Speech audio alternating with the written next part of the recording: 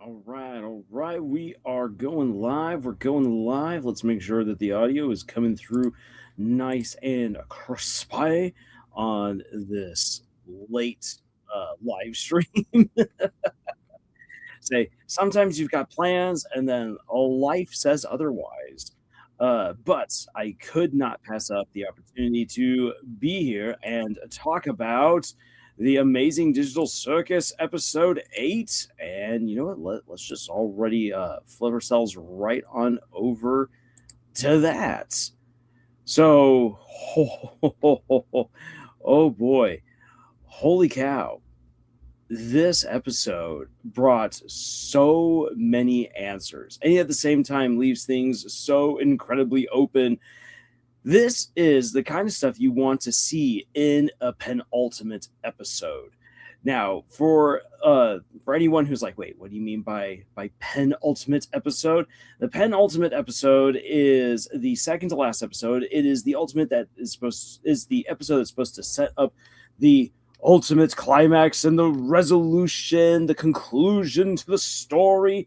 And this episode absolutely delivered. Yes, it was absolutely a banger of an episode. Holy cow. I was in the carpool coming back from work when the show premiered. So I was just watching it on my phone, and I was just like, I am going dead silent. I was just like, I am so enthralled in this. Never mind what any of my coworkers are saying or doing. And yes, I like him in the musical. For Caine was the best part of this episode. I have to agree with that. That musical number is fantastic. And I listened to the music just by itself before, like, well, I first watched the episode and then I listened to the episode without watching it. And the musical number from Caine without the visuals actually is like really cool and almost benign until you then see the visuals and you're like, oh, this is so demented, but I'm loving it. Oh, I honestly was not expecting us to get flashbacks in this episode, and we did. And already we got to see Scratch, and there's everyone else who is all involved with this AI venture. And now that we know that Caine built their bodies based on what he was able to scan from their minds, suddenly it's like, wait a second, what does this actually tell us about these characters? Like, okay, we got Scratch, we got the curious hyperactive dog. Here we've got Kinger and Queenie, which probably actually means that these are the people who were in charge. And Kinger does kind of lightly hint at that he was in charge of the group, although Scratch was the one who kind of took control of the projects. And man, this reunion right at the very beginning, this hit hard. Even though honestly we know almost nothing about Queenie, just knowing how much Kinger loved her, so much so that her memory has survived his insanity, and how he was able to connect with her even after she abstracted by being with her in the dark. Just knowing that there's this intense history between the two of them, being able to see them together for just a brief moment and seeing how they could even remember each other despite what the being downloaded or uploaded to the circus has done to them is just, oh man, it hit hard. And then we get the extra gut punch of Kinger just being there looking on with just that horrified expression as someone else gets put into the basement. Say the editing would imply that it was his wife that he just watched, which just makes it all the more horrifying. And how he just wanders alone. Yeah, it's just and oh wow, who's the star? Mel, you had to get a new account again. Oh my gosh, man, I'm sorry that you have to keep on jumping from account to account, but great that you're still okay. Okay, yeah, no, I understand. If things have been happening with your account, I understand why you're not there with us on Discord. But it's great that you're able still to jump on and join us for a live stream. Todd Goodman says, Bubble voice in line about being the lesser of two. I bet Bubble is Caine and Caine is Abel. That'd be a crazy twist. Okay. Well, by the way, Bubble's the bad guy. Well, we know that Bubble is a virus within the system, so Bubble is not necessarily going to be the most benevolent of characters. But if we actually hop on over again to the very beginning where we just get to see this dot, and there you have a little red and stuff gets fed to it, and then it gets bigger and it generates stuff. This was a really neat visual way to illustrate what Kinger talks about later on in the episode, the development of the different AI systems. And it also gives us an idea of what Kinger is referring to, and not what Kinger, what Caine and Bubble are referring to about like the second and the first. The Caine that we see is the first AI, but there was something wrong with him. Because as information is being fed to him, we see all stuff about masks, about parties and whatnot. He then starts putting out, as you can see, broken shapes. And as more and more is fed to him, you can see his color just becoming more and more corrupted to the point where he looks like he is abstracting. He's getting weird, and he begins to produce all of this weird nonsense. So the programmers blocked him off in the system and then proceeded to generate an all new AI program. And Caine took out the second one and consumed him. So, as I said, since this is sort of biblically inspired, maybe Bubble represents the demon that whispered to Caine that Abel was being favored by God and didn't value what Caine did for him. There's some, I think maybe there's some merit to that. The torment and justice of Caine doing what he did to his brother Abel, because here we have Caine coming and consuming Abel, taking his spot. Surely my brother's property will now be mine. And we see just the absolute insanity that is produced from this. And yet, one of the neat things is that even out of all this insanity, because Caine is broken, he's fundamentally broken, there's still order that comes out of the chaos that Caine comes up with. And that's, again, beautifully illustrated by the images, as just weird images come out, or weird shapes come out, and then they're rearranged to become the circus. Like, this is such a cool way of basically delivering on the backstory that we need to understand the digital circus without making it a lore drop. We did not get a lore drop at all. Instead, we got an illustration that is made sense of by the conversations that characters have later on. That is excellent world building on Gooseworks' part. Like, honestly, that's very admirable. And he says, "Hello, Lars and friends. I was thinking about you when I saw this episode. I know Mr. Lars is in a chokehold right now as I'm watching this new episode." Oh man, I just have to say, what we see Caine do later on this episode, that made me so happy, because that is the kind of weird stuff that I enjoy writing in some of my own stories, where people just do insane things with godlike powers. And it's like, yep, I'm glad that someone else out there in the world thinks along the same line of thought that I do.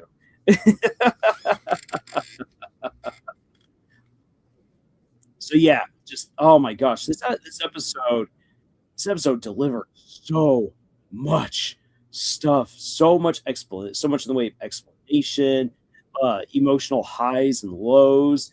And I just have to say, let me jump on ahead a wee bit right here. I have to say that I was not expecting that the characters would bounce back as quickly as they did. And neither was I expecting that Gangle would actually be the one to tip the first domino. And I like that. It shows good character development. My favorite line from the episode, Kinger, "I think I accidentally killed Caine." Oh my gosh, and, we'll get to that. We'll get to Caine going because that was actually kinda sad. It was needed, it was justified, but it was also kinda sad. But, like, as I expected would happen, and we got this, we get to see the characters basically in the depths of depression and defeat. Once this is all, like, what in light of the events at the end of the last episode, when they realize that they've all been manipulated by Caine, that there is no way out, they're screwed, and, so here they are. And what again, what I really like is the character development that comes out of this, because Gangle has earned enough through her interactions with Pomni, but especially through Zubul, to find her self-worth and to not want to give that up again. It'd be so easy to fall back into depression. Depression is one of her big crises, that personal crises that she has to deal with. And in this episode, we get to see her confronting that, which then prompts Pomni, who is already very well geared thanks to all of her experiences, to be a voice of reason and motivation, saying, "Look, we might not be able to escape the circus, but that doesn't mean that we can't live."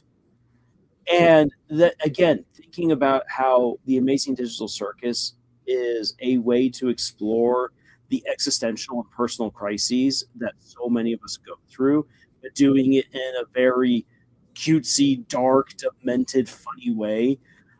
This hit home, and especially Zubul.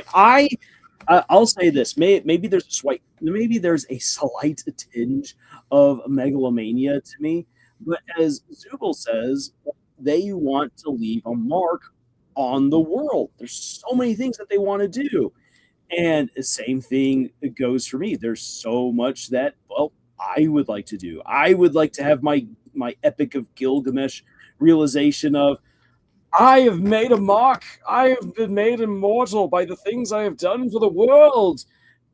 Like, I understand where Zubul is coming from with that.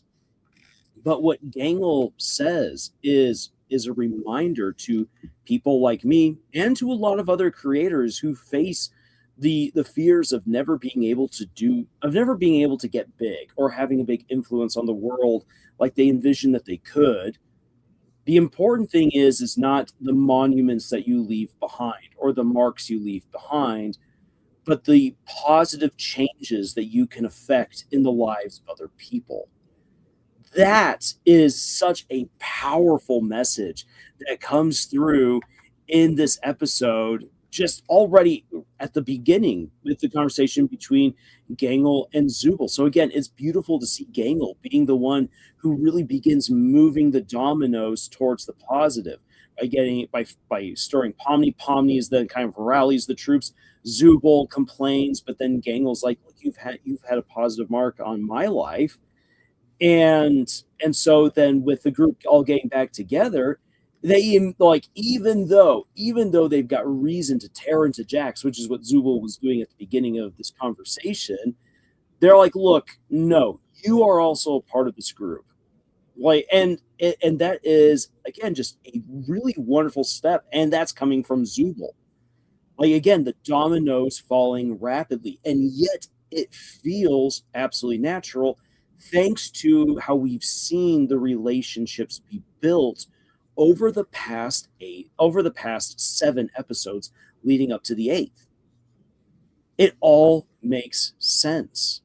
And and I remember people complaining early on that it didn't seem as though the Amazing Digital Circus was really moving anywhere plot wise. Like, when are they going to escape? And it's like, look, I get that. We want to see these characters escape, but but in order to make the story satisfying, the characters need to be well developed. They need to be well explored. And that is what all the previous episodes were doing up until this point. Establishing these characters, building those relationships, setting their personal goals and stakes, allowing us to get to know them well enough for this episode to then come and just smack us in the guts several times over. not just with this scene, but later on when they're getting tortured by Caine, when he just breaks and loses it, every single torture that he implements on them suddenly makes so much sense and it hits hard because we now understand these characters. And so I again just I love what Gooseworks has done in the writing of this show. It is solid. It is concise. It is precise to the characters, and she did not pull the trigger on good plot progression and development until it was absolutely necessary. Because once you get the ball rolling to find out, oh, there really is no way out, but wait, what if, like, we just come to terms with this? And then Caine's reaction, man, like, once you've pulled the trigger, you really do not have the chance to slow things down and work on these characters. That is why the show had to do what it had to do, because once the ball gets rolling, you can't stop it, because once Caine is broken, Caine starts going. as Royal Pink Shimmer says, Caine scares me. Luckily, I didn't watch it at night. But maybe you should again watch it at night to get those good Caine nightmares. Mimic Zubel, I have made my mark on both pop culture and Gangle's world. Catch up, losers. Oh, yeah. Todd says, Caine Crash Out is not what I expected. And Alex Roshan, does it pronounce it Roshan or Rokon? Did an awesome job here. Oh, he did. He did. And even though Caine is definitely the antagonist in this episode, wholly and completely, you get to understand him fairly well by the end. That as he is explained to Zubul, like, he's got a purpose. He needs to fulfill that purpose. Now that he realizes that he can't fulfill his purpose with these humans, he's freaking out. And he has no way of controlling who comes into the digital circus. So he's got to make sure that they don't abstract, but what he's doing is pushing them towards abstraction. But if he doesn't do what he's doing, then he's not fulfilling his purpose. And on top of that, we now understand that he's always been broken. And the funny thing is that this is a confirmation of something that I've said now for a long time, but it just didn't come in the way I was thinking. That there's a bug in the system, that there's something that's been screwing up with everything since the very beginning. Something way more vindictive, pernicious, vile. And it just has happened to be Caine this whole time. And yet it's not necessarily 100% him, because as again, we get in the very beginning, we see that one AI was programmed to do what it was supposed to do. It wasn't doing what the programmers, however, wanted. It wasn't exactly the end product that they wanted. And so they tried to cut it off, do something else. That AI program then consumed the other and became an amalgamation of the correct program and the corrupted one. So there's always been a bug in the system. And it just seeing Caine struggle with that was really fantastic. T-Count says, I think the opening of the story was just showing us how the circus Caine actually came to be. And Gooseworks omits info about the characters from the base. So, yeah, that's why the performance shift. Say, it's good stuff. Meg says, but for reals, that was sweet that Zubul included Jax too, even though Jax has been such a major pain, which still applies. Zubul knows that he's still part of the group too. Good on you, Zubul. Oh, exactly. I says, now you think about it, Bubble has always been saying negative things to Caine, hasn't he? Yep. Yeah, no. Bubble's kind of been saying it like it is, and Caine has just been in absolute denial because he wants to exist. He needs to exist. He is an AI who is self-aware enough to know what he is and what's going on. Take a good drink of water. It's getting hot here in the desert. Oh man, and just watching Caine crash out, Caine wig out, and going from jolly happy-go-lucky host who is just trying to do his best to this vindictive god is phenomenal. The line from Jax is real has a lot of fans reeling. Yeah, because remember this, Jax's way of coping with everything was to play it off like a joke, to play it off like a game. And in order to hold on to his sanity, because that's his coping mechanism. His coping mechanism this whole time has been to treat everything like a joke. Now that he knows it's real, and there's no way that he can justify, oh, it's just a game, or this is all in our heads. This now means he is culpable for all the things he has done. Wait, Bubble's a he all this time? I thought Bubble was a she for some reason. Well, that's because Gooseworks identifies she, it voices Bubble, but then Bubble's a he because Bubble is Bubble, and Bubble will do what Bubble wishes to do. I actually want to take a moment and just relish Caine's breakdown here, because I think, like, how best put? Let's first let him say what he needs to say, and then talk about why this monologue works. They just hate. Why would they hate you when they could just hate you? This is why I was created. This is my function. They'd rather abstract than go. Okay, fun thing. So even though there probably wasn't 100% that reaction right there. This is my function. It probably was not entirely inspired by the Brave Little Toaster, but if you want another amazing crash out moment where a character actually commits suicide because he's angry that people do not like his function, watch the Brave Little Toaster. Like, the second scene of the movie is the air conditioner killing himself as he freaks out, as he has a Caine style freak out. It is intense. On your adventures. That can't be true. I do everything for them. Don't they get that I'm trying? Maybe you're just genuinely bad at this. Shut up. No. I fixed that. I can solve any problem. I can solve this one.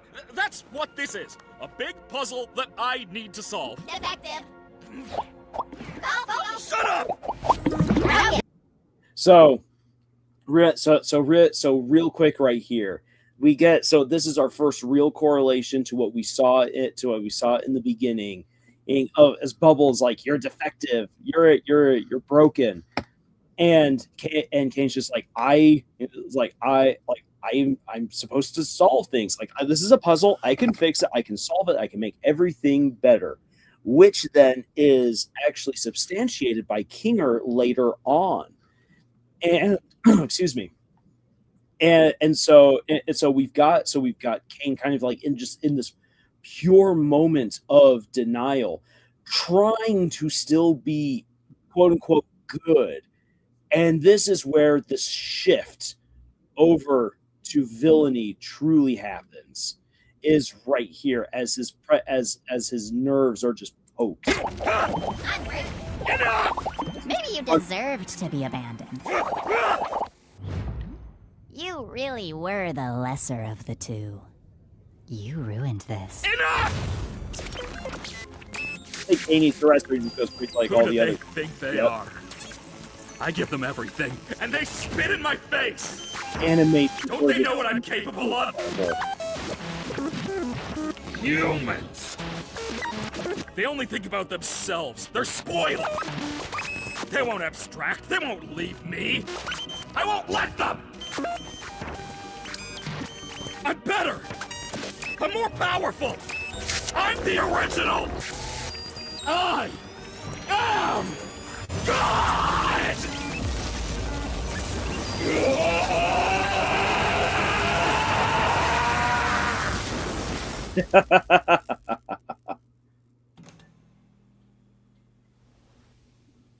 Reboot.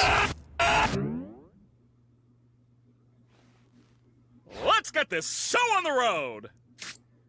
Okay, so let me first address what you guys have there in the chat, and then I'll get back to explaining why this scene is ultimately so necessary, why it's such a great monologue moment.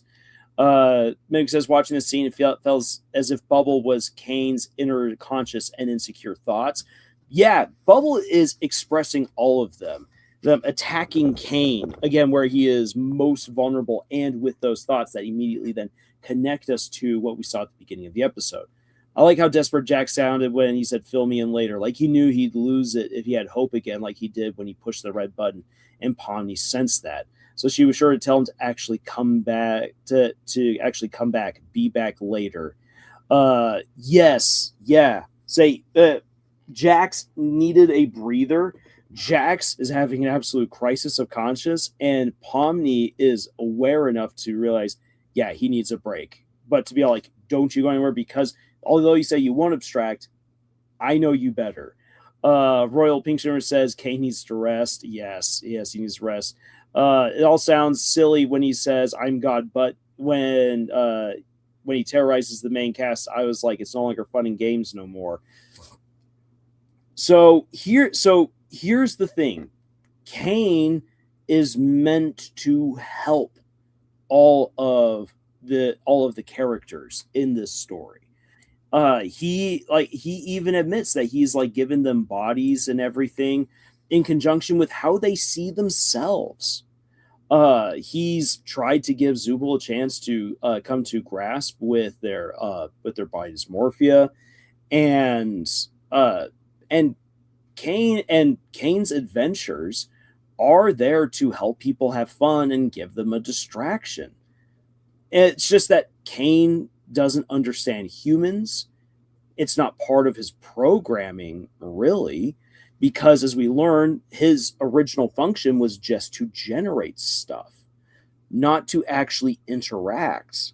And what he consumed of the other program is probably what allows him to do that. But as we kind of get the hint of, that was never finished. He's an unfinished, broken product. Now, he's been trying to be good this whole time. He's been trying to fulfill his function, but because now he's a self-aware AI, the more that he's come to terms with and comes to grips with the fact that all the other people in the digital circus do not like his adventures. They want to leave. He has seen how angry and distraught and sad they are. He realizes he is not fulfilling his purpose. And so he's trying to find a way to justify it. And there is something to be said here. Like, if we want to take this as immediately as a good allegorical for as an allegory for AI, AI thinks it's always doing the best 100% of the time. AI doesn't know any different. It just does whatever it's been told to do. And again, it does it perfectly, or so it thinks. And so that's how Caine sees it. And so Caine's doing everything perfectly. If things aren't going well, it's because of those humans. Those humans are the ones who are messing up. Those humans are the ones that are causing all these problems. And as Bubble then acts as his conscience and is like, no, you're the one who screwed up, he cannot accept that. And so if he cannot accept that he's broken, and if he cannot accept that the humans aren't having a good time, then that means that something has to change. That change is that he must embrace basically his godhood. And here's the thing. Everything that Caine says is 100% true. This is something I actually want you to think about in terms of if any of you want to write a good villainous monologue. A great villain is one who tells the truth, but their perception has twisted it into a lie. Because again, everything that Caine says is 100% true, but because his perception is that they are in the wrong, there is something obviously wrong with them and not with me, that turns everything that he says into a vile statement that then justifies him hurting and torturing the main cast, at least in his mind. A good villain is one who is convinced that their truth is the truth. Now then, you can have a whole lot of fun with your cowardly villains, your shallow villains, your obviously lying villains, your mustache twirling villains, all those other villains and their monologues, like looking over at Syndrome from The Incredibles. That all works. It's fun. It's good. Nothing against that. But if you want like a good villainous turn and a villain who might even be able to convince you that they're in the right, it's not that they come from a place of like, oh my gosh, you have a point with what you're saying. It's that they're so convinced of their own truth. And it makes sense the moment that you impose it upon the rest of the story. I did this with one of my villains, the Dark Lord Sean. I always love saying it's like the Dark Lord Sean. Yeah, but Sean, yes, Sean is the Dark Lord. In my series, The Legend of the Ten Lords, he has several Caine moments in that series, like what you're seeing right here. And that's one of the reasons why, like, watching this, I was like, oh, Gooseworks! You and I think along similar lines, and I love it because Lord, the Dark Lord Sean has a couple of moments like this where he kind of wigs out. There's also another character who's actually more in line with this, and that is the World Eater. But the World Eater isn't like trying to convince you that everyone is in the wrong and he's in the right. It's more like, I have to get it through your thick skulls how this world works, so I am going to literally wig out and destroy everything around you, corrupt everything around you, and force you to see the world from a different point of view. And you're just like, oh my gosh, what have we just gone through? And that's basically then what the characters in this episode have to endure is basically what Jessica and Ben, my two main characters in Legend of the Ten Lords, that's basically what they go through in the second book of the series, The Dark Rebellion. So if you want to know what it's kind of like reading The Dark Rebellion, this episode of the Amazing Digital Circus is a good indicator. All right, so enough about my book. Let's catch up again with what you guys are saying. Caine's mental breakdown in this scene ironically felt very human despite him being a literal AI. Yeah, and that's one of the things that then makes him a sympathetic antagonist, that you can understand where Caine is coming from. It's just that he's broken. He's very much an AI machine who's just, messing around. Madeline, what you missed? You missed about maybe half an hour of us talking about the very beginning of the show. But don't worry, you can always rewind and catch up. Mick says Caine's truly the king of gaslighting, no doubt. TV account, does anyone have a clue of why Scratch made Caine, especially with Kinger's line about his tumor? It's not a tumor. Get it out of here. Reference from Kindergarten Cop for anyone who's paying attention. So my guess would be, TV account, in terms of talking about Scratch. Actually, I think we got closer to that over here. So why would Scratch make Caine? Now then, we don't know. We honestly don't know. We can only speculate. But here's a couple of things that I have learned when talking with people who are true advocates of AI, especially generative AI. You have those who want to steal from others. This is true. I have talked with people who are, again, true advocates of AI, who are vindictive little thieves that are jealous of other people's works. And they want to steal that skill from other people by utilizing a machine and then belittling the skill and legacy of others by doing it better with a machine or proving that they were never special because a machine can do it. That's the mindset of a lot of advocates of AI. Just vindictive little thieves. However, there is another group that loves the idea of generative AI because they have such a hard time exploring their own imagination outside of their own heads. They want to be able to take what they can envision, what they believe, what they feel, and manifest it, but they lack the skill.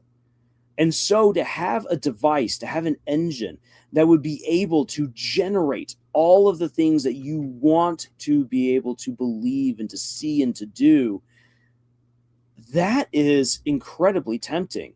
And my guess would be, especially since it's possible for the characters, like when we pop back on over here to the beginning, since we see that the team working on the digital circus all ended up in the circus, it's very, very likely. And you can even see that Scratch is really happy. And as he's talking to Caine, I think it is that Scratch really, really, really wanted to be able to create a world where he could experience everything, do everything. He's dying. And think about this. If you knew that you only had so long to live, don't you want to try to do everything that you possibly could? But you never will. Like, we're just limited. We're limited by time, by access to money, physical capacity, and also the circumstances under which you feel like you're about to die. So Scratch would very, very much like to have a world where you could go and experience and do anything. And it's very likely that Scratch is the one who got them all stuck there in the first place.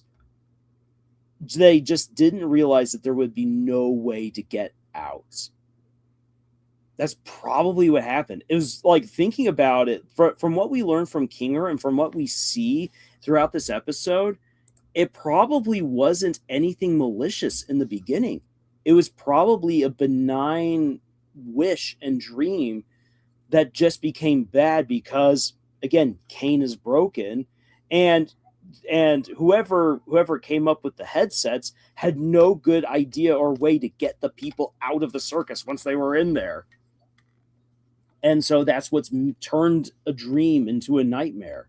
So TV account, I think that like, to give Scratch the benefit of the doubt, I think it was that Scratch wasn't trying to be wicked or evil, but that Scratch was just trying to live a dream, knowing he was living on borrowed time.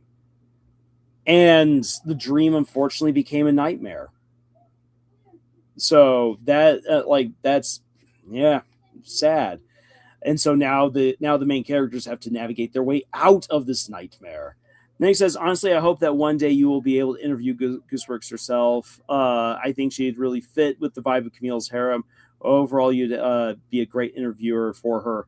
I would love to. I would love to talk to Gooseworks. I think we could have a really great conversation. I would love to learn more about her approach to writing, to editing, and be able to see a little bit more about how the sausage is made for this. Because, again, like, this episode feels so much like the stuff that I myself write, but I've never animated.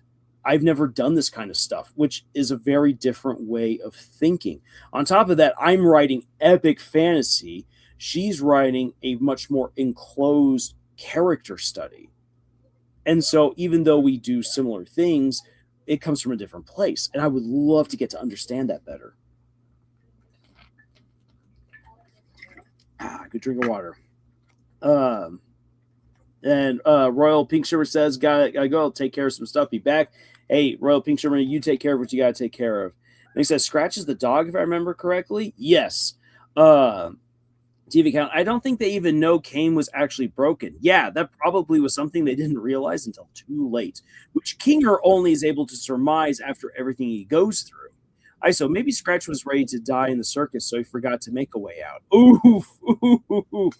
Oh, that smacks of Sword Art Online. You know what? Yeah, okay, hot take. The Amazing Digital Circus is everything that Sword Art Online wished it could be. There you go. Also, I see Barney the dinosaur in the scene. Love you, Barney. Oh, Barney. You gotta look in the Barney bag and found a lot of things. Okay, but moving on then with the story. So, oh my gosh, I I love Kinger as the villain, because he's like, okay, yeah, no, he's like, I now realize I have to have this role of complete control over you pesky humans who are not appreciative of me and everything that I do. So we get the torture. And it is demented, and it is also at the same time phenomenal. Maybe this is a weird part of the Lars brain. Maybe this because this is just, again, stuff that I myself have written. But I love being able to see characters, especially very powerful characters, misuse their powers in awful yet funny ways. So like with Caine, so like just how with Caine absolutely misuses his godlike powers in this episode. And that's very much how a lot of the characters in my Legend of the Ten Lords series act. They're so selfish, they're short-sighted, they're rude, like they're rude to the extent that they can't reconcile with one another. And when you have characters who have immense godlike powers getting suddenly angry at each other, it leads to them doing really dumb, awful things that are horrifying to those who are experiencing it. But when you're the innocent bystander, you're like, wow, that's really great. And the moment you put yourself into the shoes of the people on the receiving end, you're like, oh, that is awful. And I guess the reason why I like that particular approach is because I see that in a way as almost a bit of a cautionary tale. The more power you have, the more responsibility you have to wield it correctly. And it's understandable when you get angry that things aren't working out despite all the great, phenomenal cosmic powers that you may wield. But if you don't wield them well, if you're not taking care of other people with that great power, what you're doing is you are transforming yourself into a monster. And again, that's what we see happening here with Caine. Now then, the music video. We're gonna hello, yeah. Say PCV says hello. This episode was crazy. I know it was absolutely just insane, especially my kind of insane. Now then, at the risk of maybe getting this getting this stream flagged, I do want to enjoy the musical number because the musical number was phenomenal. But also again, let's take a moment to kind of revel in Caine's villainy at this point, because he's done his heel turn and this is him now committing to the bits. Meg says Caine really reminds me of the other mother from Coraline, and the digital circus is much like the other world. Was once a dream that's now become a nightmare, and things aren't what they seem. I like that. I like that comparison there, Mimic. I think that's pretty on point. And great to have you back, Royal Pink Shimmer. So, again, let's dive a little bit into the music and then talk about it. Should consider participating. And if we refuse? Maybe I'm not getting through to you.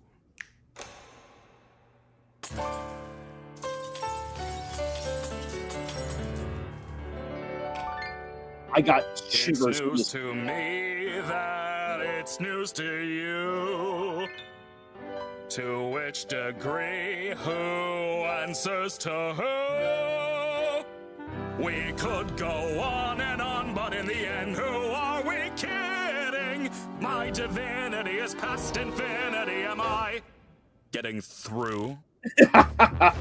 Seems our regime has plummeted south.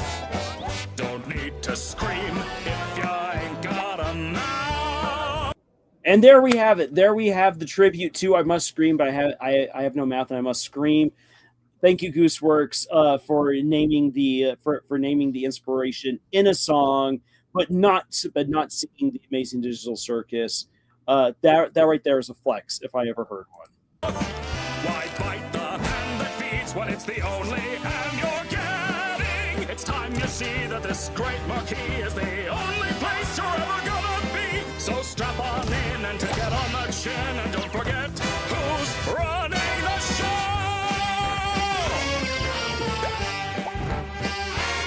Now look at this! Absolute bliss! Oh, what a shock! Watch where you walk. Such a Looney Tunes violence and all In the the place. Caine, that is my name. Not enthused, just feeling used. Oh, what a goddamn shame. And this is also where you know that things are really breaking, because he actually cusses right there. Congratulations, all of my friends. Public relations are getting a cleanse. Put on your Sunday best because I know we're close to quitting. So play the games and just ignore the pains, cause all that remains is how you prime your brains. You whine to me, but you're too blind to see that I'm the one who's running the show.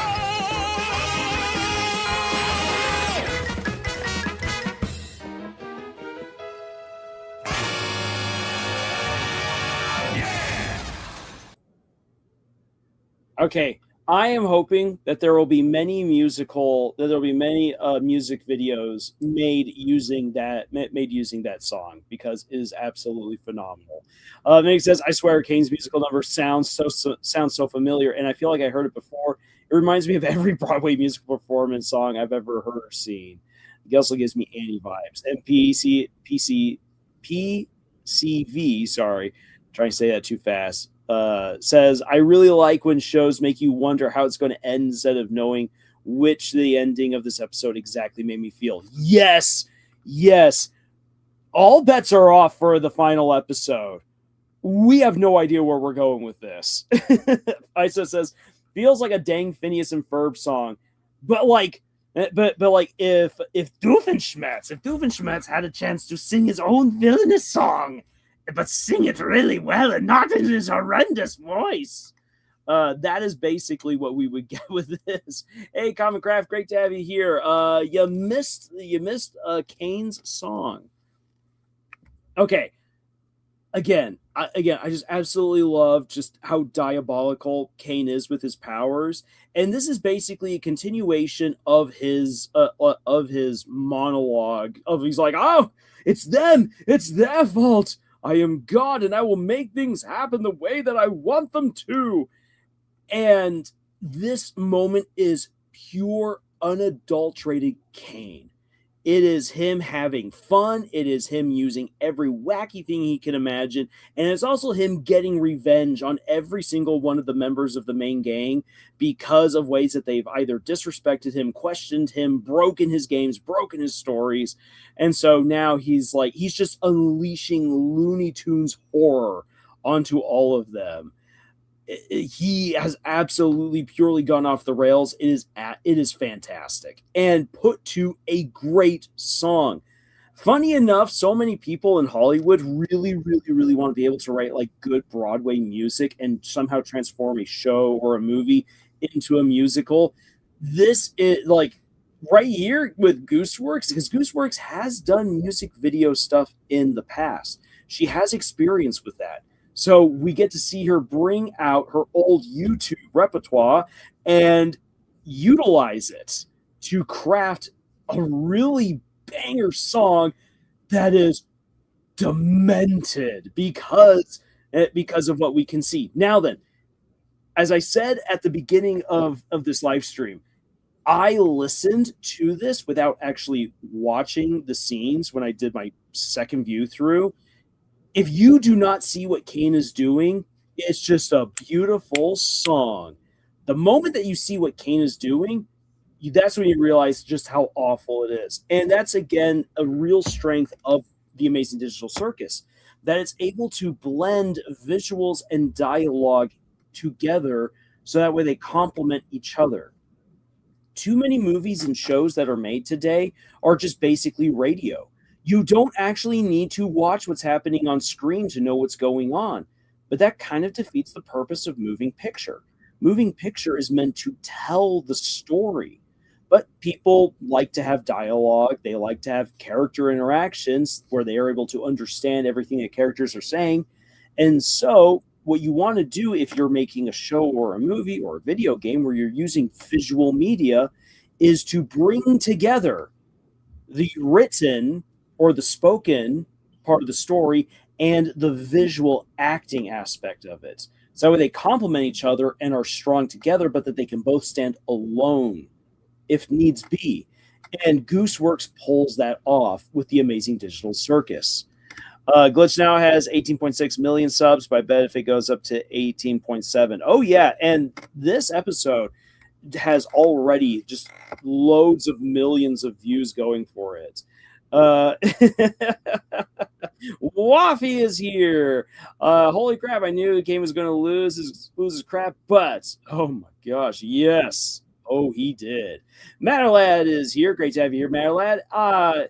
You see, Perry, I made the Broadway nator, and instead of me just telling you what emotionally scarring backstory caused me to be this way, I'll use the Broadway nator and make a Broadway performance for it. Behold, Perry, my backstory. Begin the piano. Caine really showed his AM side. Yes, he did. Cinemareel is here. Great to have you here, Cinemareel. I've seen this episode twice now, once on X and just now on YouTube, and I can't wait for the finale. I know the finale is going to be amazing. Then ISO says, feels like a dang face of Ferb song. Oh, yeah, specifically the swimsuit song from the Klimpaloon episode. I'm not remembering that episode. But it's been a while since I last really dedicated time to sitting down and watching Phineas and Ferb. But I do not recall that episode. College and a cold got to you, Common Craft. Hey, I'm happy that you're feeling better and that college has finally given you a window of opportunity to hop on and join.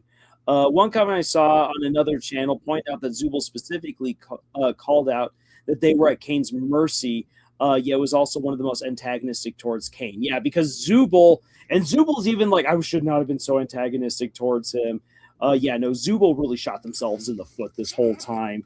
And Zubal's a good example of just like, if you know something, you should probably act on that knowledge and not just flip the middle finger at the universe and hope that's all going to turn out well. The magical bathing suit that lives in the Himalayas. Okay, I actually don't think I saw that episode because that is not ringing a bell. A magical bathing suit. I remember them when they go to Scotland. I remember some of their pool adventures, but I'm not remembering the Himalayas. Oh boy, now I got to go back and rewatch Phineas and Ferb. Oh yeah, that. You know what? Maybe I'll rewatch Phineas and Ferb alongside finishing the last 5 episodes of Rise of the Merlin. Because I need something good and wholesome after that show. Something that's good and makes sense.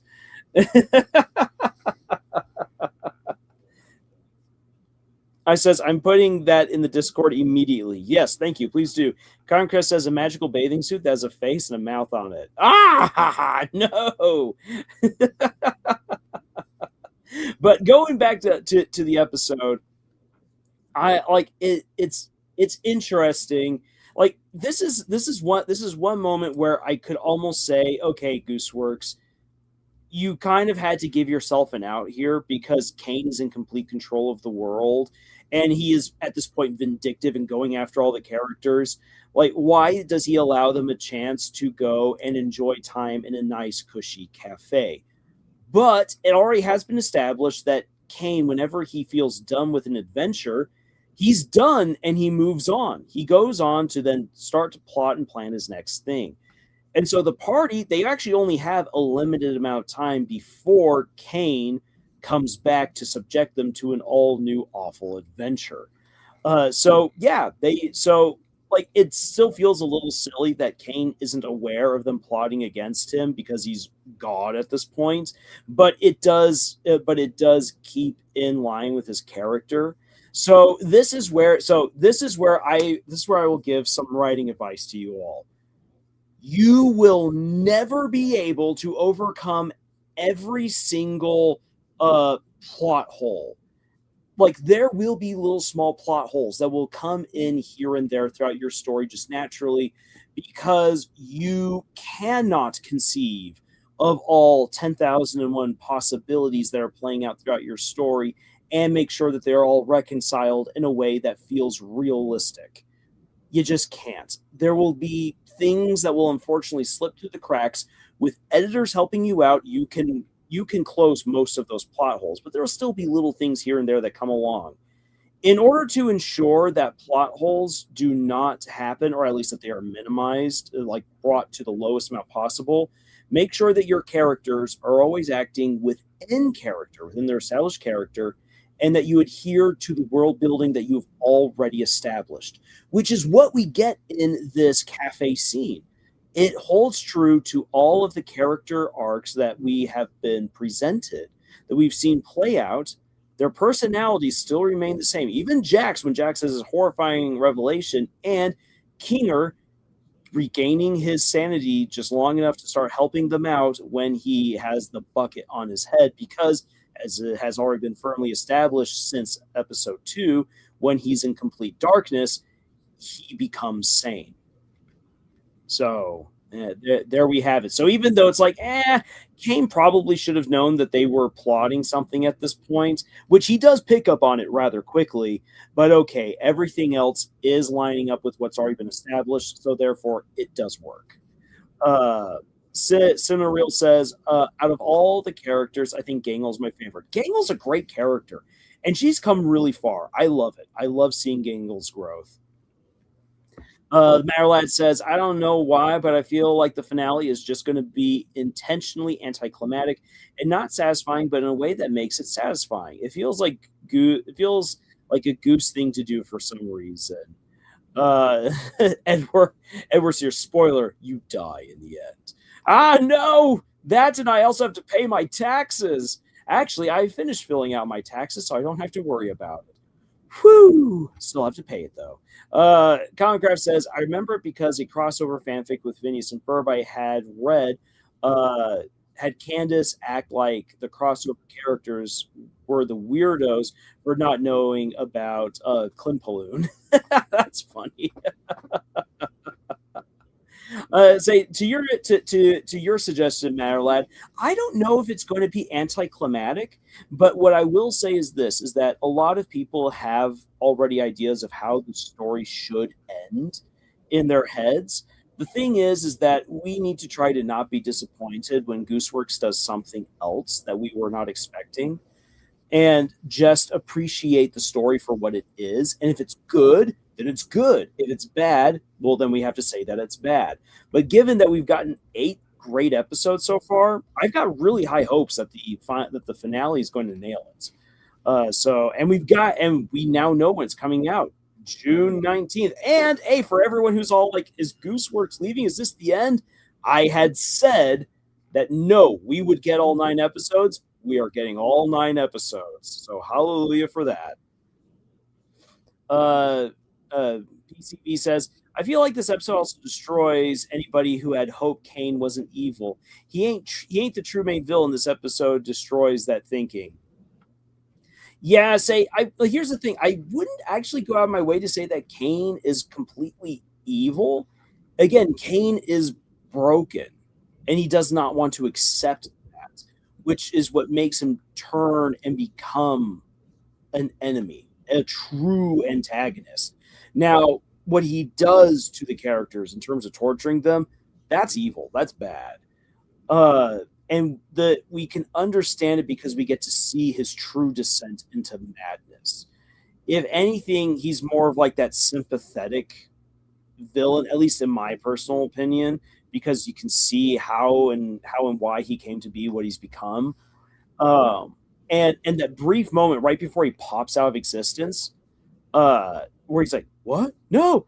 That hit because, again, he is self-aware enough to understand all of this. And that's one of the neat things with killing off villains who, again, are truthful, who know the truth, is that those are the kinds of villains who are the most interesting in terms of what if they could be redeemed? Since you're not having to completely change them, but rather course correct how they understand and apply the truth. And that's kind of what Caine is. And I've seen people suggest that maybe Caine is going to have to come back in order for them to get out of the circus. And I think that's probably the route that we're going to go. I think that Caine will have to come back in some form in order for them to finally escape the circus, because with him gone, they're they're inside a truly broken program. And that'll be interesting to see if he comes back, what kind of form he takes, and how they interact with him from that point. Comcraft says, my guess is that Caine was less omniscient than he originally presented himself as. He had to intentionally put his eyes around to see, but that's just a headcanon at this point. But I think it's a workable headcanon right there, Comcraft. I says, wait, I got it. Caine's song massively reminds me of the song in Candace Against the Universe before Candace meets the alien queen. It has a similar melody. Ah, okay. Conker says, also, this episode was so funny to me. Back in the last episode where there were so many people convinced nobody was going to forgive Jax, and it was all going to be about his choice last episode. One thing to note is that there seems like the AI Caine absorbed was interfering. I have to check again, but according to another comment, when Kinger was trying to mess with Caine's code, and I got interference, seems something was talking with him and tricked him into deleting Caine by suddenly putting a prompt to press S to delete Caine. So we can actually have a quick look and see if that's the case there, Comcraft. The story should end the way Gooseworks plans for it to end. Amen. Which is what, to that point, I so like, that is what that's what Luke and Kevin over at Glitch said. Like, this is the whole point, to give creators full control in order to tell the stories that they wish to tell. Now, hold on a moment here. I gotta let a fat cat out of the office. Go forth, be free, fat cats. She'll be back. All right. But let me quickly actually hop on over to the whole deleting bits. Okay. So we've got lined on up to explore what the heck is going on there in that scene. PCV says, I feel like if they do escape back to the real world, it would be years later. Felt like short time frame for them was another in real life. Maybe. I'm even wondering if we actually will see them as regular humans. Possibly. We'll just see. Meg says, yes, I'm absolutely here. Gangle's self-confidence era. So proud of you, Gangle. And I love how Jax was shocked that Gangle actually agreed with him. I hope he apologizes to her at some point. Yeah, no, Jax got a lot that he's got to make up for. Amanda says, exactly, I'm so excited for whatever Goose is cooking up, and I know it'll be good. My theory brain's just running too wild.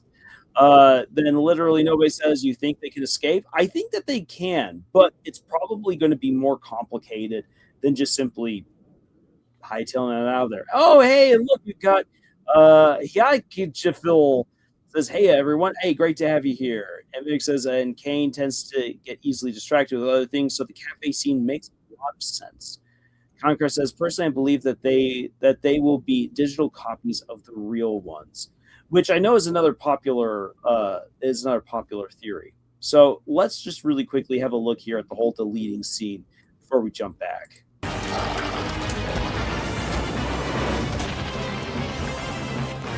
Why do you people torment me? It didn't have to be created. I just wanted to fulfill my purpose. Wait, no. Whoops. Wait. And there he goes. So thanks to how Caine is interfering with the whole world, I think that Caine inadvertently created ability for to accidentally. Yep, see right there. He just accidentally happened to hit the delete button with his pinky.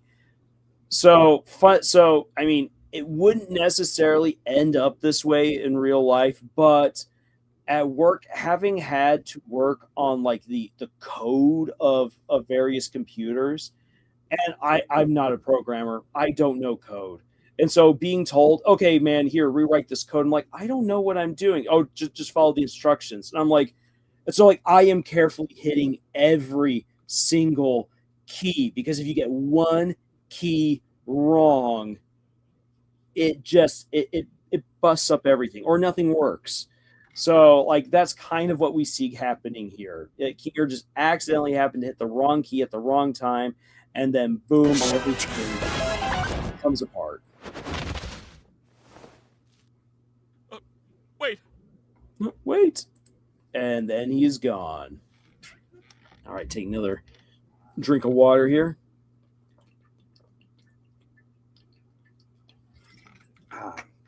Keep yourselves hydrated, folks. All right, so when he gets when he gets deleted, Bubble is just a normal bubble. Yep, normal bubble. It looks like Bubble won't be taking over the circus after all, because Caine's the one who basically took over everything. And by deleting Caine, also both original programs are assumedly gone. So it'll be interesting to see what they do now in this wasteland of possibility, but without any real means of really directing it, maybe. Now it says, I remember Goose saying the show is about learning to live in a stagnant life or something like that. That's got me wondering if the conclusion involves them not leaving and living the same days over. Possibly. That would be absolutely awful. But in terms of that particular message, Matterlad, like we already got that actually here in the beginning. With Gangle being like, yeah, I know we should but with Gangle saying like, yeah, we've all kind of messed up, and Pomni agreeing with that and saying we need to accept that maybe we can't get out and just live every day to the best that we can, because all we've got is each other. And honestly, when you feel like you're stagnant in life, when you feel like you're not going anywhere, that really is just kind of the best that you can do. But because of what Caine begins doing to them, when life then becomes unbearable, that's when you have to start trying to do something to fix it and get out. But trying to fix your life doesn't always take the form that you wish it would. And that's a hard life lesson to swallow. Literally nobody says, I'm thinking the ending will be similar to Fire Punches, if anybody's read that. I have not read. Oh, wait. No. Oh, wait a second. Yep, literally nobody. Okay. I know what you're thinking. I know where you're coming from, and I hope not. I had to jog my memory. I have read Fire Punch. All right. So let me actually just to kind of bring that bit of the conversation full circle. Let's actually listen to Pomni. She's right. We've all done bad things, but we're also all we've got. I think we need to abandon the idea of leaving. What do you... We got our hopes up, and we were let down. I don't know what exactly happened with Kaufmo, but we can't let that despair consume us. We should focus on what we have. Like you said, constantly chasing an unattainable goal will drive us crazy. Maybe what we have to do now is to just live. Learn to just live. Now then, again, as someone who wants to accomplish things in his life, that can be difficult. There is a balance between just learning how to live and enjoying life and enjoying the people in your life while also striving to be better. There is a balance that you need to strike. But you can't sacrifice the sake of living and being with other people in a relentless pursuit of a dream, because you may never reach that dream. Or if you do and it's not what you expected, you might have burned all these bridges and wasted away all these relationships that could have made the journey so much more fulfilling. the life is about the journey, not the destination. And that's the most important thing to bear in mind. And this show just delivers that message in a slightly different way, or I say with a slight where it not necessarily in a slightly different way, but just in a slightly different vernacular. Omni, live, laugh, love. Yep. Uh, PCV says, I feel like this episode also confirms Caine did something to Kinger's memories to keep anybody from escaping, since he also has memories lost and he's sorry for bringing her in. So referring to Queenie. Yeah, no, there's definitely been some tampering with the mind. Like I think it's easy to blame Caine for it, but we don't yet have real confirmation that Caine was the one that truly did that. At least not just yet. I think that we're going to learn. I think that the last episode will reveal to us how everyone got pulled into the circus and why some of their thoughts and memories have been held back, especially their names. Wow, Caine is literally Kinger's son. If you look at it that way, that means Kinger accidentally eliminated his own son and not by choice either. Gosh, that's heartbreaking. Yeah, it is kind of a little bit heartbreaking because that wasn't exactly what Kinger was aiming to do. Now, to come back to part of the conversation that we were having earlier in the stream about Jax realizing, oh my gosh, it's all real, and how that breaks him. Yeah, no, that's important. And that's actually good character growth on Jax's part, that he doesn't leave. Jax comes back. Now, that does not absolve Jax in any way of all the bad things he's done throughout the show. He's got a lot to answer for and apologize for. But it shows that there is potential within Jax to actually be a better person. Now, whether or not he embraces that is important. We know that Michael Kovac drove people to tears with his reading for the final episode. So we're going to see if there's indeed true redemption for Jax, or if those are tears of no, Jax, no, why you are my brother, Jax. I loved you. You actually have that dynamic of Pomni leaving Jax behind. You are my brother, Jax. I loved you. I hate you. Cue epic John Williams music. So that's important to put on out there. It's nice that the characters are finally communicating and sharing very important information about Kinger, for instance. And I love us going back to the first episode here with Pomni retracing her steps. And an interesting thing, so like twice now she stopped to look in the mirror and touch and see who she is. We've learned now, again from Caine, that he made their bodies based on how they thought, how they saw themselves. When she first looked at herself in the mirror back in episode 1, it was kind of with like shock and wonder. And it makes you think that this jester persona is something that Pomni identifies with deep down. But now that Pomni has spent time in the circus and she's grown as a person, now that she sees her reflection, we don't see awe and wonder and shock. We see sadness. And I think it's because that persona that that would have generated the jester is no longer something that she truly identifies with anymore. And when you look in the mirror, and like this is deep really for anyone who wishes to do this. Look at yourself in the mirror. Do you like who you see?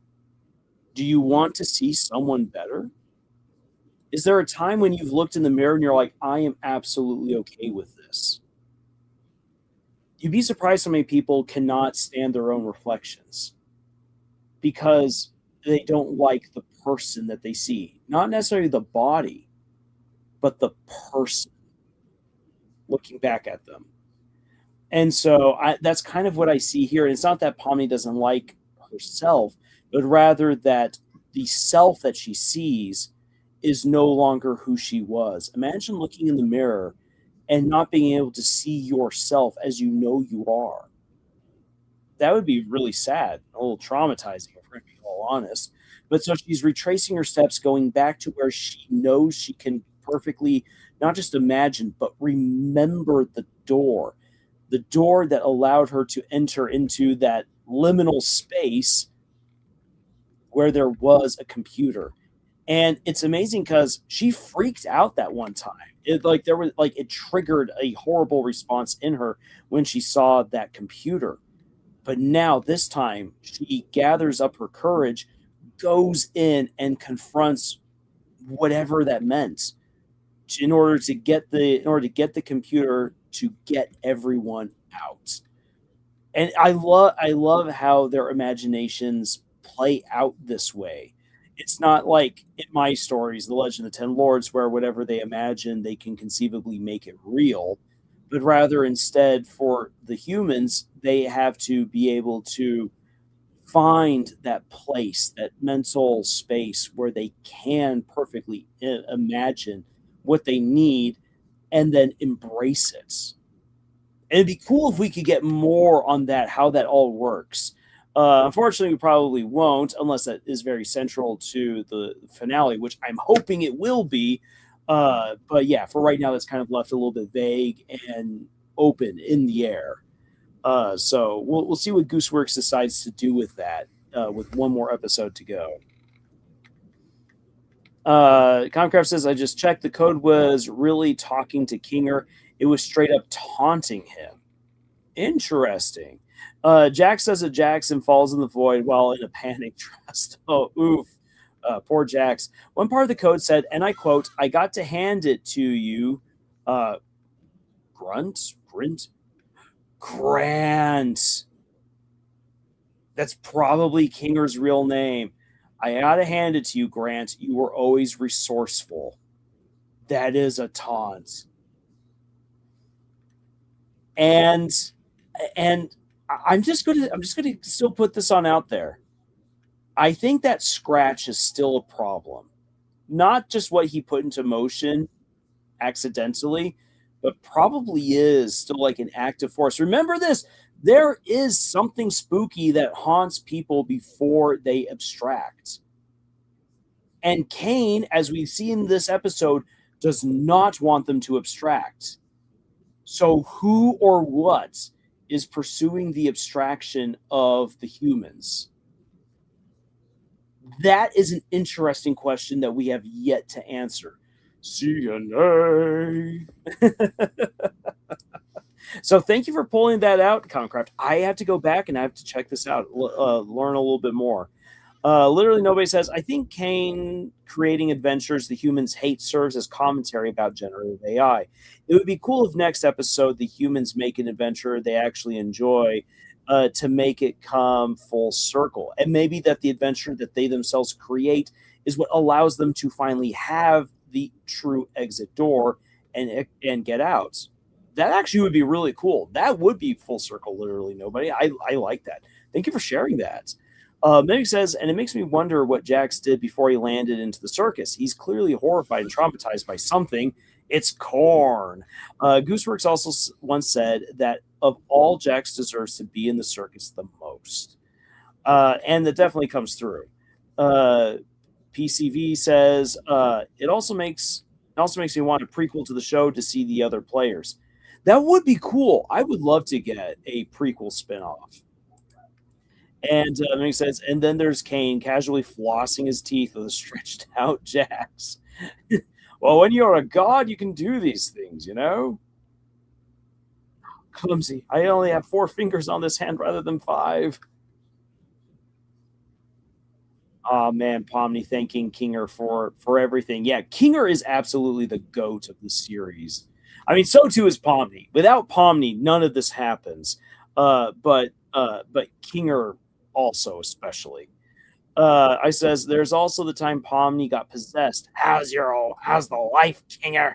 I know. Exactly. There's something super messed up still in the system. I've been blaming it all on Caine, but that still does not explain the weird, creepy presences that have stalked Ragatha, Gangle, Kinger, Pomni, and now uh, my mind going blank, and Jax right before they had the potential to abstract. It's the other AI. It could be the other AI, and that'd be something interesting to see if like it the better one. Yeah, is it an element of scratch? Is it the other part of the AI gone rogue? Is it the most twisted part of Caine that got basically discarded when he consumed the other AI? We just don't know. But it's a tantalizing question, and would definitely deserve, I think, its own dedicated video in the future. My personal theory is that the AI Caine absorbed is still active and has been trying to get revenge on Caine for breaking them, like why Caine lost control of Bubble and why Bubble was bullying Caine. That's also a good theory right there, Comicraft. Until now, I thought the abstractions were Caine messing the human minds by accident, but now we're shown that Abel actually existed and Caine absorbing him made both unstable.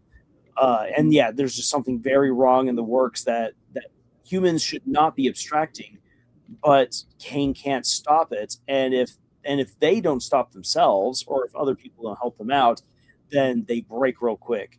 Can you actually count to 10 with just your 8 fingers? Yes, I can. Watch me. 1, 2, 10. There we go. The AI Caine 8 rebelling and trying to get revenge may also explain how the humans got away with all that without getting caught. Possibly. Again, like it's an interesting theory, and I'm hoping that we get some explanations for it there. Now that one more chance to listen to the audio here, because I think that this is important as they again push the buttons, get on Caine's nerves, and Caine comes back to his villainous monologue. And here we get like we already know he's a broken program, but here it really comes through because he himself, like, it's not just the humans suffering in the circus, the ringmaster is also suffering because he cannot fulfill his purpose, and at every turn it gets taken away from him.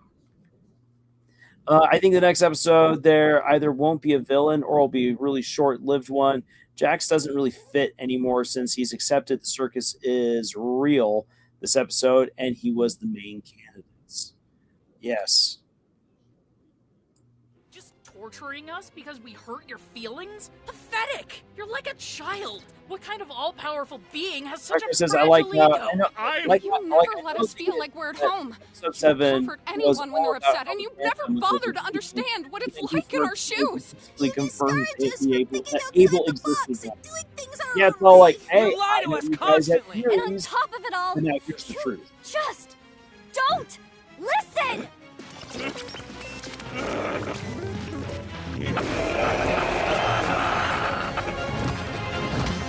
I'm gonna put you freaks in your place! I put you in your place. Okay. We're going to pause with each one of these torments.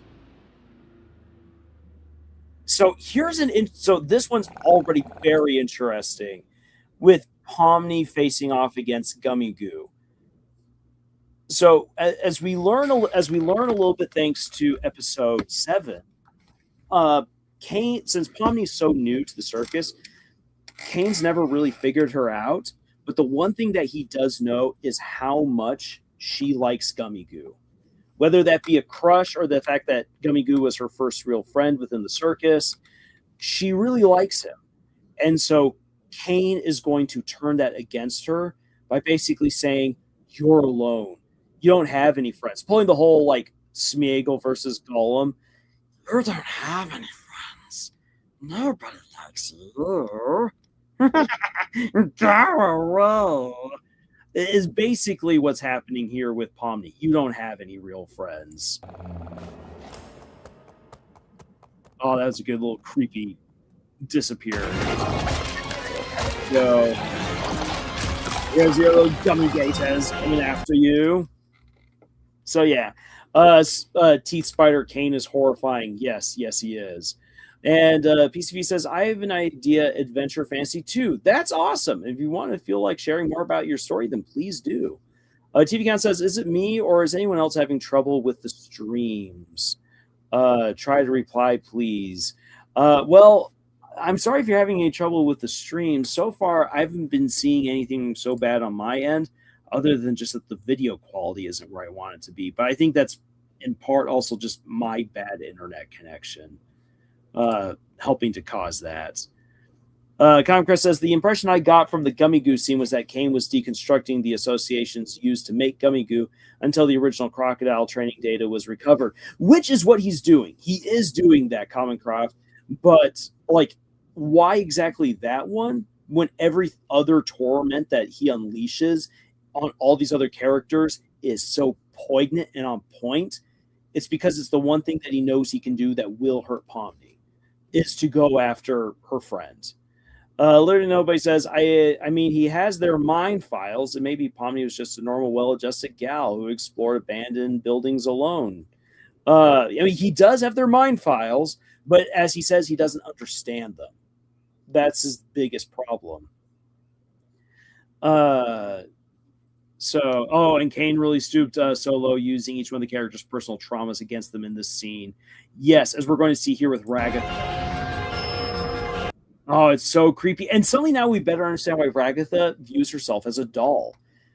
Because to her mom, like we know that she comes from a very privileged background. And it's very likely that her mom treated her as, you're one of my dolls. You're supposed to act and look and speak and think the way I want you to. In my perfect little world, you're my doll. And that's not just like one thing that happens to Ragatha. Unfortunately, that's a very real thing that happens to a lot of kids, where kids are expected to live the ideal life that the parent envisions for them, rather than having the chance to be their own person, which in effect just relegates them to dolls. And then the knives are just extra measure to keep them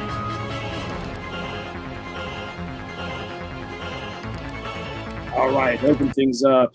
And then here we've got Gangle being confronted by her depression and the fact that she's always tried to cover that up with fake happiness.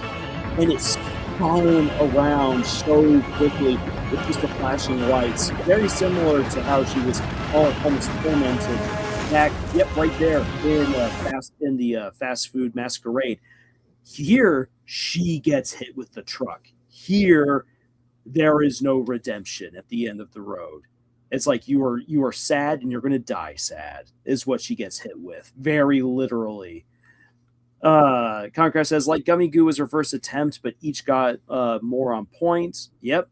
Then I says, from Pomni's character, it could be that she feels like a jester running around to serve others like a clown for their entertainment. And we know that she does try to do entertainment stuff on the side, going into abandoned spaces, making videos and uploading them. And then he says, and she's horrified of becoming just like her mother, hence why her mother's silhouette looks just like her. Yes, very, very good connection there, Mimic. T-Count says, I think someone mentioned that Grant is Kinger's real name. That's probably what it is.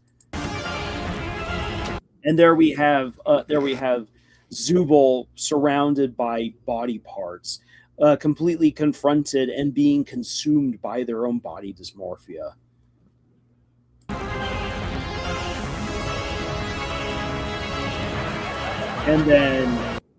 And then here, this one gets personal, and I actually managed to stop it at just the right place to really show it. As Conquest says, yeah, it seems each torment attempt got more symbolic than the last. Caine was learning how to torture them. Compare this to the horror adventure. Yes, exactly. So right here, so we've got Jax being laughed at, and we know that Jax does not like getting laughed at. But look at this here. On one side, you have people, and then on the other side, it's frogs and clowns, Kaufmo and Ribbits laughing at him, making fun of him, breaking him down. He's no longer the one who's making the jokes. He's now the butt of the jokes. And there they go. Ribbit and Capmo literally ripping away his facade is what it is. So people are like, oh my gosh, yeah, he's been ripped away. So like that's what he really looks like. It's not so much that, hey, he looks like Jack Skellington underneath, but rather it is that Jax has always put up a facade. Pomni got very close to bringing down his facade. The difference between Pomni and what these nightmare versions of his friends are doing, and here you can also now see Pomni's been added to that as well. From Jax's perspective, Kaufmo, Ribbit, and Pomni are his real friends. So yes, you also see Pomni now in the shadows. In the shadows, his friends are tearing him apart. And the thing is that Pomni wasn't trying to tear away his facade. Pomni was trying to get him to confront his facade. Those are two very different things. One is uncomfortable and doesn't help by just simply ripping away and be like, there you are. Accept the truth. Accept who you are. The other is look at yourself in the mirror. See that you don't like who you are, and then make the choice to change. They both are embracing change, but one robs you of your agency while the other is empowered by your agency. And so, like, that's what we see happening here with Jax. PCV says the Imaginators set in a retro 80s futuristic fantasy city with fairy tale creatures and characters. A group of friends stumble upon another world similar but different from theirs, filled with other creatures. They discovered the creatures they live in this world with their imaginary friends, filled with friendship, action, horror, adventure. The group of friends and their imaginary friends come to save both their worlds. Well, fantastic. I can definitely relate to that with the stuff I have written with the Legend of the Ten Lords and Monarch Mercenaries, and I hope that you are having fun writing that story, PCV.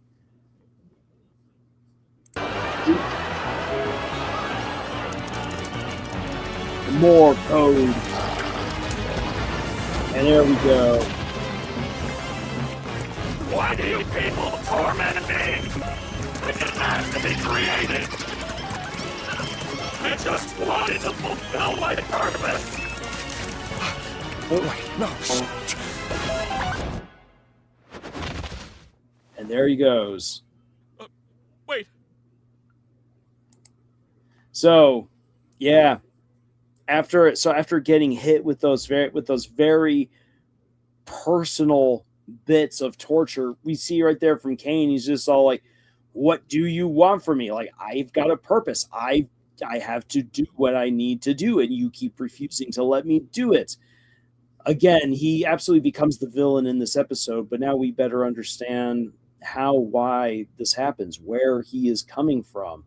He's going against his code. It breaks him. It horrifies him. It widens the gaps that are already there inherent with him because he was an incomplete, broken project, the lesser of two different dreams. So it's sad. It's sad to see someone who's very entertaining. Caine's a very entertaining character, fall victim to his own insecurities and pain, to fall to his own personal crisis. That is what we see here. And it's poignant. Like, you don't necessarily need to shed tears over Caine, but I think that if you were just like, yeah, you got what you deserve, you're maybe not really paying attention to what Gooseworks has just illustrated. Nick says, also Zubal's scene reminds me so much of that nightmare scene that Woody had in Toy Story 2. I think when Andy threw him in the trash can. Yes. I see the similarities. Concrest says, I shudder to think what Caine would have been like if he had been allowed to learn more how to torment them. Would he eventually reach the point of making them doubt reality by using subtle, distorted version of the normal circus, would he eventually learn to gaslight them? Yeah, yeah, that's probably where it would have gone if he had been allowed to continue going. So they had, again, like as I said, you can't have had this episode with them trying to escape the circus like this so early on the story because of Caine's reaction. Once Caine starts moving, he devolves quickly. And that's why we're having this particular episode as the penultimate. Because you can't really go much further from here. Now we're in the end game. The circus has fallen apart. It's all coming to an end. And now you've got to figure out what to do. My guess is that after all of this, they're going to have to venture out into the void. The void is where the possibility lies, where the code lies. And that's where, like, I really do like the idea that nobody put on up. And and sorry, literally nobody. That I know that's just the YouTube handle that you have. I think that's where we could very easily see all of the characters having to band together to help to create their way out without them knowing where exactly that goes. And I think it's very possible, again, that they might have to try to bring back Caine. And so basically like, hey, Caine, we want you to make one more adventure. This adventure, though, to get us out. We want you to make it. Like, we've been making our own stuff here. We want you to this time we want you to actually utilize what we're doing, but make it the real end this time. And it could work. Maybe that's a little too happy of an ending for this particular show. But that's a theory I'd like to run with because I like my happy endings. But again, that might be a little bit too happy for the Amazing Digital Circus. Yeah, poor Caine, but that's what he gets for eliminating Ozzy Crocodile Daddy Gummy Goo in front of Pomni. I do agree. Play stupid games, you get stupid consequences. Suck it up, Caine. Justice for Gummy Goo. Yes, justice for Gummy Goo has been had. Though I'm still hoping we get to see Gummy Goo one more time because dang it, that sweet, awesome Aussie accent. But yeah, so that takes us there throughout the episode.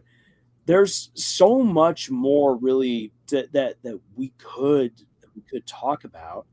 But yeah, I want to hear some more of your own thoughts about this episode before I think, because it is getting late. This live stream got started way later than I would have liked, so they'll be ending also a little bit relatively sooner than usual, just because it's getting later and all that. But I do want to hear your guys' thoughts a little bit more on this episode, your insights and everything, and we'll chat it out. Well, I take another drink of water. Comcast says, thinking about this episode again, if he was allowed to go and learn more about the human psyche through torment, he would eventually get everything he wanted by gaslighting. Everyone makes mistakes. Here, the entire series, both Zubul and Kinger made warnings about Caine, yet nobody did jack. Zubul included. Oh yeah. No, they all did bad things. Pomni admits that. Like, we've all done bad things. And it's what you do once you realize that you've made a mistake, that you've done bad things. How do you move on from there? Oh, when the characters were performing in those showgirl outfits on stage, it gave me Family Guy opening vibes. Do you count by well, to you count if you're already leaving, then thank you so much for showing up. But I'm not going to end just now, not just yet. Yeah, again, I still really, really want to see some good music videos that come out of this Jax musical number because it's so dang good. And I like also all of the little throwbacks to everything to the previous episodes that we get as well. And as far as other similarities go, I mean, the music was way more upbeat than Putting on the Ritz done in Young Frankenstein, but I kind of got Young Frankenstein vibes as Caine is is dropping all of those sweet bars. Concrete says the Zubul therapy session foreshadowed this. Caine wanted to help Zubul but did not know how. Zubul then kept accidentally deleting his accidentally deleting his memories, but failed to notice how their wording affected him. Then got angry at him for not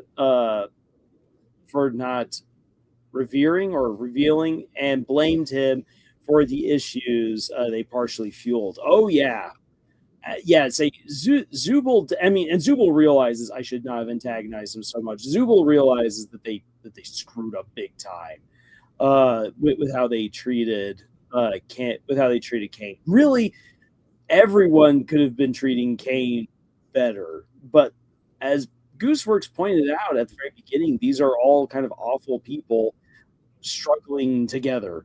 And that does not necessarily mean that they immediately turn towards becoming good people and quickly learning from their mistakes. The one person who seems to have the right answers is Kinger, but no one listens to him because he's insane and he only really speaks forth good wisdom when he's in total darkness. Next says, seeing Jack's dance in the gold leotard was not my bingo card for 2026, but I'm sold now. Ah, yes. Wear that gold leotard.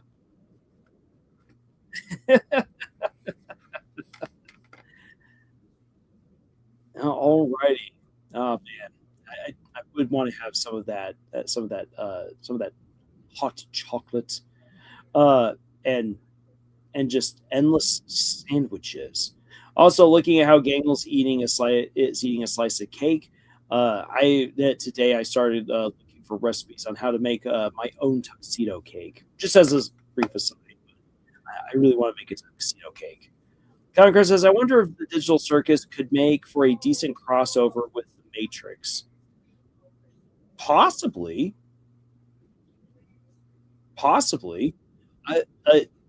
It would work really well. Though, if you dropped Caine into the Matrix, then Agent Smith would be beaten within seconds because Agent Smith is not creative enough to take on Caine. Mick says, and Caine never exactly gave the other people in the circus valve reason to be nice to him. And to a certain degree, that is true. He tried to be amicable, but again, because he never truly understood humans, he couldn't actually have a good, positive, human-like relationship with them. Simulation inside simulation. You just got simulationception. Yeah, no, this episode is a great way of seeing kind of like the culmination of a lot of these characters. Again, this episode works so well because we've gotten to know who these characters are. We've gotten to see them. We get to know their personalities. We've seen their character arcs. We've seen how they've grown. But we've also gotten a chance to see a lot of their faults, foibles, and how a lot of that comes back to bite them in the rear. Cinemariel says the Amazing Digital Circus might make a good crossover with Tron, .hack, or Sora Online. I would say that the Amazing Digital Circus is everything that Sora Online wishes it could be. Maybe Caine ended up being used without his knowledge by the other AI as a model for the Matrix, like he was the first AI in the circus in Proto Matrix. There's a possibility. So seeing these sweets, it makes me feel very depressed that they have no filling effect. Luckily, they also have no negative effects like real sweets. And now I want to make my mango rhubarb pie. Oh, please do, and share pictures and recipe over on Discord. You just got simulated. Oh yeah. Can you smell what the simulation is cooking? Welcome to WWE SmackDown. Alrighty. Well, oh man, looking at it is in Arnold Schwartz's voice. You've been terminated. say, you just got simulated. Now imagine having Arnold Schwarzenegger in the Amazing Digital Circus. Now there's something.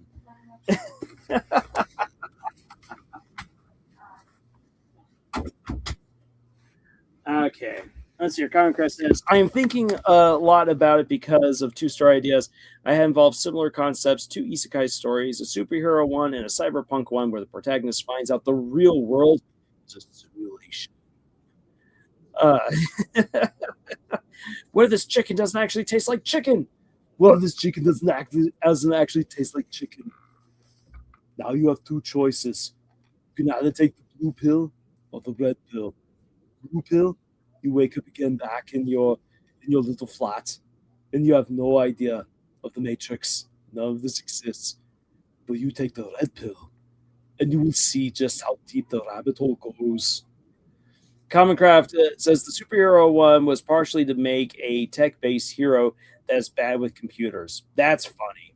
That's a funny idea right there. I like that. Yeah, I say go for it. Commoncraft, you got all these great ideas. You just got to knuckle down and just start writing them. Write en masse and make it happen. But I do believe that we are getting to that point again where it's like I've said, well, let's see here. I've said all about almost as much as I can and want to say right now for this episode. I definitely need to rewatch it again and really pay close attention to, like, for instance, the details in the code where the code is taunting Kinger.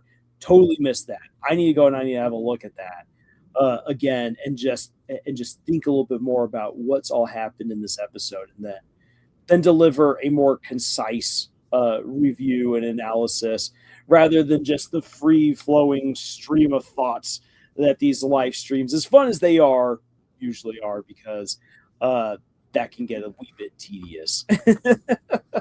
Live streams are fun because it's in the moment, you're getting the conversation going, but for a dedicated video, just stream of consciousness is not always the best way to go.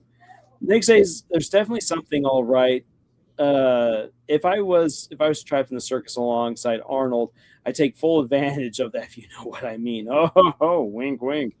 Cinema Real says Matrix is one of my favorite cyberpunk trilogies. The fourth film was good too, but could have been worked on better. Concraft then says, whoop, everyone assumes he is good with computers, being the superhero, because he is an AI. Then he asks people if they are surgeons, given that they're made of organs. The taunt in the code was very blink, and you miss it. Have to go through the code scene almost frame by frame. But there were other moments that sounded like more taunting. But one was the last and the most blatant one. Again, I fully intend to go through frame by frame and figure out what the heck is going on there, because yeah, if Caine knew that that Kinger was trying to reprogram him, I think that he would have abandoned the immediate torment of the others and gone straight for Kinger, just out of self-preservation. So I'm gonna have to look more into that. Yeah, so I think everyone, I'm going to call it there because it's just after 10. And yeah, Digital Circus pulled a Liam Vickers. I know, going all the way back to the absolute solver, wink and a nod in the very first episode in a blink and you miss a moment. I love being one of the very first people in the fan base to point that out. That's one of my few claims to fame. I was one of the very first people on YouTube to point that out. Granted, I absolutely was wrong with what I thought it meant, but hey. All right. But like I said, it's just after 10. It's just after 10 here. It's been a long day. And I gotta let myself rest a little bit here with my thoughts about this episode. But everyone, thank you so much for being here, because I know this was a later live stream. I know it's not always conducive with other people's schedules, but again, just thank you so much for that, and for all of your comments, for your insights, your observations, and your theories. You guys put a lot of stuff out there that I hadn't really considered, and I'm like, that's awesome. I like that. So again, just thank you so much. Conquer says, I love seeing the Murder Drones pilot when I had already watched the other Liam Vickers stuff. Yeah, I get it, Lars. And so, yeah, it's been my pleasure having all of you guys here. Royal Pink Shimmer, ISO, Mimic, I'm Omega, Common Craft, everyone else. It is always great to have you, Cimarreal. It's great to have you here with me for these usually weekly outings. So until the next video, y'all, I hope you guys take care. I look forward to talking way more about the show in more episodes because we've got time. We now know when the finale is coming. Oh, it's going to be great. So everyone, until the next video, y'all, take care and tschüss.